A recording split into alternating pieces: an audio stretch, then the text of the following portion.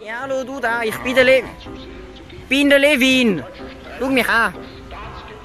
Hallo. Komm näher. Schau mich mal an. Bitte. Hallo. Schau, da hinten hat es noch ein Babyschaf. Da, dort hat es ein Babyschaf. Strassen überqueren muss man immer schön links und rechts schauen und dann kann man gehen. Dann ist es super. Nee, fuck, das geht mit eigener Hand ziemlich schlecht. Fuck, ich habe meinen Rucksack an. Nein, ich klemme mich ein. Au! Oh! Au! Oh! Hilfe! Hallo! Au, meine Beine! Oh!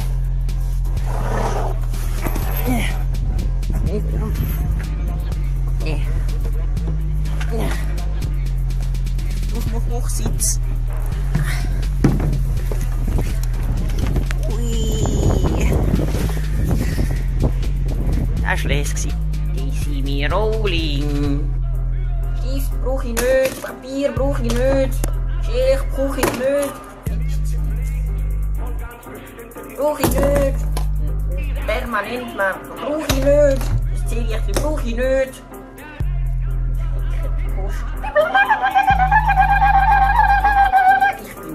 Eigentlich kann ich euch erzählen, heute an diesem schönen Tag, wie es weitergeht.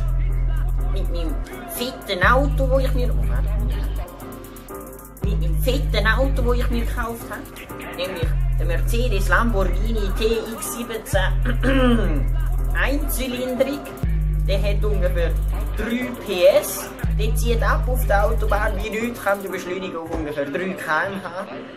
Das ist schon mal fast 3-mal so schnell, wie ich rennen kann. Ja, das ist sicher, man geht YouTube noch nicht.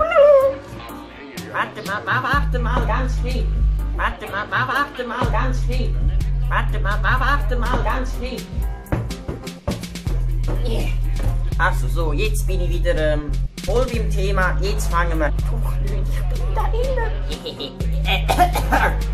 Bin jetzt da. Also, ich heiße euch alle herzlich willkommen zu dem Video. Und heute haben wir ein ganz spezielles Thema. Heute tun wir nämlich mein Gesicht vermessen. Weil das ist mir ganz oft gefragt worden. Jo Junge, was hast du für ein Gesicht? Da kann ich euch jetzt sagen, warte, von Backen zu Backen ist es genau 14 cm weit und von oben bis unten ist es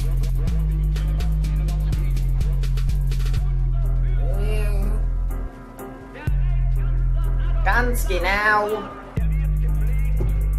mehr als 20 cm weit und der Winkel von Nase ist ungefähr 90 Grad.